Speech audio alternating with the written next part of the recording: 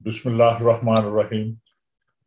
خواتین و حضرات، السلام علیکم ورحمۃ اللہ علیہ وبرکاتہ۔ وعلیکم السلام۔ میں اور ڈاکٹر عبدالحکیم شور صاحب حاضر ہیں۔ ڈاکٹر صاحب، ہم نے کافی پروگرام کیے ہیں اورینٹیلزم کے حوالے سے، تو اس میں جیسے اب آج کا پروگرام کا جو سبجیکٹ ہے انڈیکس، جی، قرآن کی انڈیکس، فہرست آف قرآن، فہرست قرآن، فہرست قرآن ہے، تو اس کے حوالے سے آپ بات کریں گے تو جی آپ کیا فرمائیں گے؟ دیکھیں، جو قرآن کی انڈیکس ہے نا، دراصل ایک مستشرق ہے، اورینٹلسٹ، اس کا نام تھا یہ ایڈورڈ الفریڈ گلوم، ایڈورڈ پوکاک، یہ بڑے مستشرق تھے۔ تو ایک کا نام تھا گسٹاف، یہ 1802 میں پیدا ہوا تھا اور جرمنی میں پیدا ہوا تھا، اور علوم اسلامیہ کا اس کو بڑا شوق تھا، اسلامی علوم میں دلچسپی تھی۔ یہ 19ویں صدی کی بات ہے، اوائل کی۔ اس نے غالباً سب سے پہلی قرآن کی فہرست بنائی تھی، یعنی قرآن کی سب سے پہلی فہرست جو بنی تھی دنیا میں، وہ ایک غیر مسلم جرمن اورینٹلسٹ کا کام ہے۔ 1842 میں اس نے یہ بنائی تھی۔ یہ 219 صفحات پر مشتمل تھی، اور یہ یورپ میں شائع ہونے والی پہلی انڈیکس تھی۔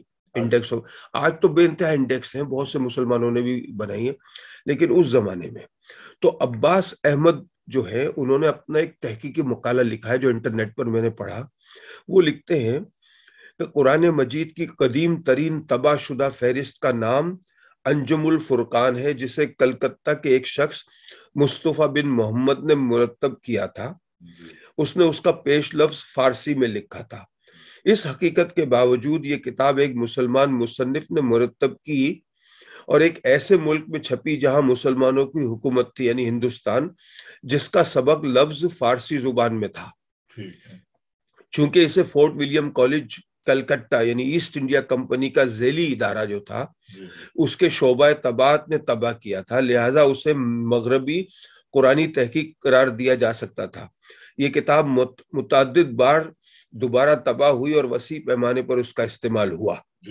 اچھا، آج کے زمانے میں قرآنی انڈیکس بہت آسانی سے دستیاب ہے، آپ انٹرنیٹ پر جائیں، آپ خرید سکتے ہیں، اور بہت سے علماء اسلام نے اسے مرتب کیا ہے۔ انٹرنیٹ پر کئی سائٹس موجود ہیں جہاں موضوعات اور حروف کے حساب سے بھی انڈیکس یعنی انڈیکس کیا ہے؟ موضوع، کہ پوری قرآن میں جو موضوع ہے وہ کس کس آیت میں ہے، وہ ایک انڈیکس ہو گئی۔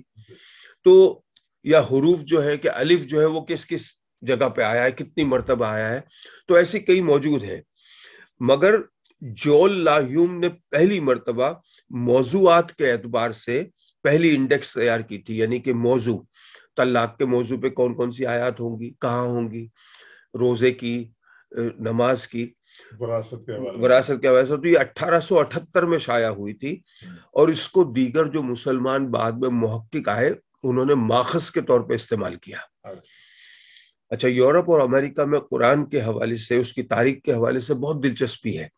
قرآن مجید کے مختلف موضوعات، تلاوت، خطاطی، مقامات، واقعات وغیرہ ہر دور میں مستشرقین اور مورخین کی توجہ کا مرکز بنے ہیں، کہ بھائی جو تحقیق کر رہے ہیں وہ دیکھتے ہیں قوم عاد، قوم سمود، یہ سارے، نوح علیہ السلام کی کشتی۔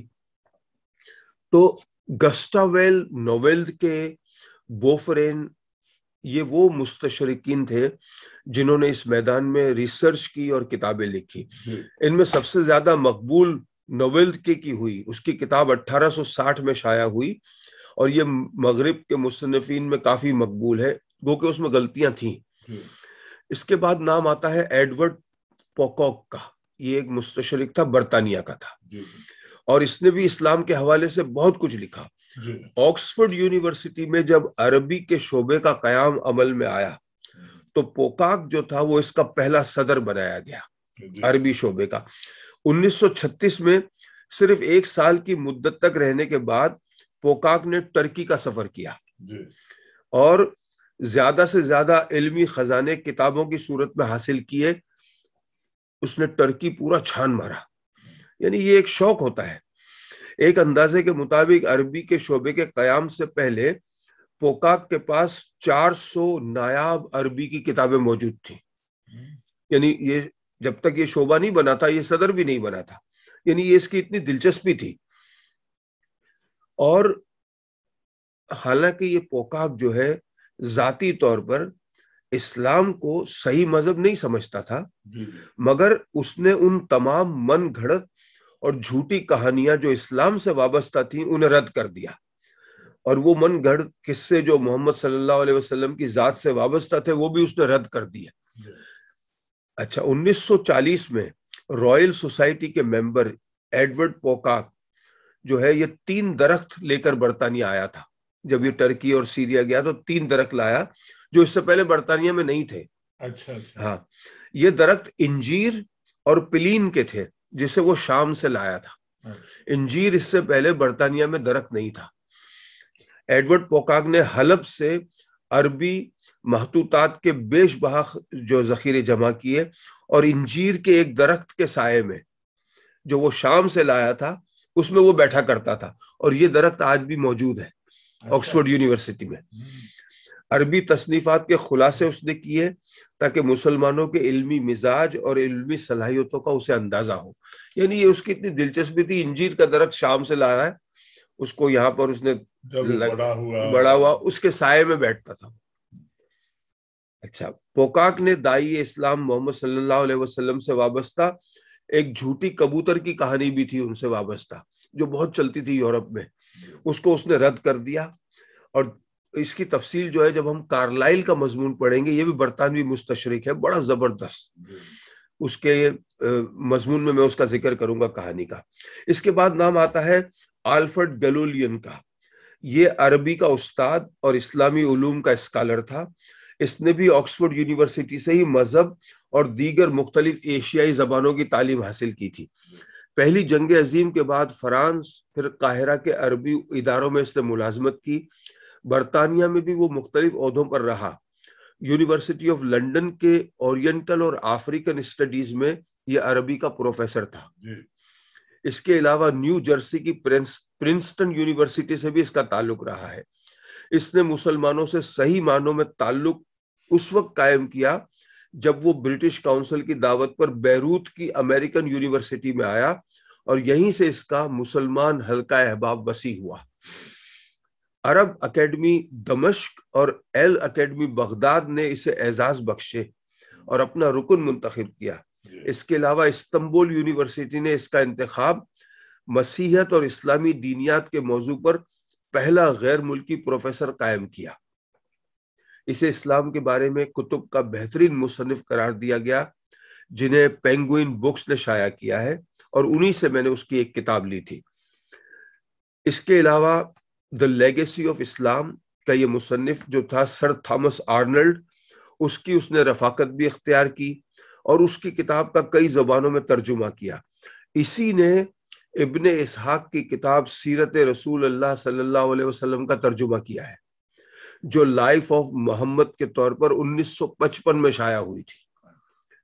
تو گلاویوم کی کتابوں کے نام جو ہے وہ ہمارے جو ریفرنس چلے گا پروگرام کے آخر میں، یعنی اس سیریز کے آخر میں، اس میں اس کے ریفرنس میں کتابوں کے نام میں نے لکھ دیے ہیں. الفریڈ گلوم نے حدیث کے حوالے سے بھی ایک کتاب لکھی. اس کے علاوہ اس کی کتاب اسلام کا ورثہ مختلف عنوانات پر مشتمل ایک مکمل کتاب ہے جس میں روم کا ورثہ، اسرائیل کا ورثہ بھی شامل ہے.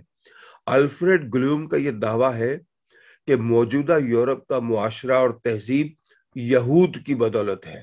اگر یہودیوں نے اسلامی علوم کی کتابوں کا یورپ کی زبانوں میں ترجمہ نہ کیا ہوتا تو مغرب میں 13ویں صدی میں احیاء علوم نہیں ہو سکتا تھا، اور اگر احیاء علوم ہوتا تو نشاط ثانیہ بھی نہ ہو سکتی تھی. تو یہ عربی کتابوں اور عربی مصنفین کی ان کتابوں کے ترجمے کی وجہ سے یہاں پر جو ہے یہ احیاء علوم ہوا ہے. یہ کہانی تھی اس مستشرق کی.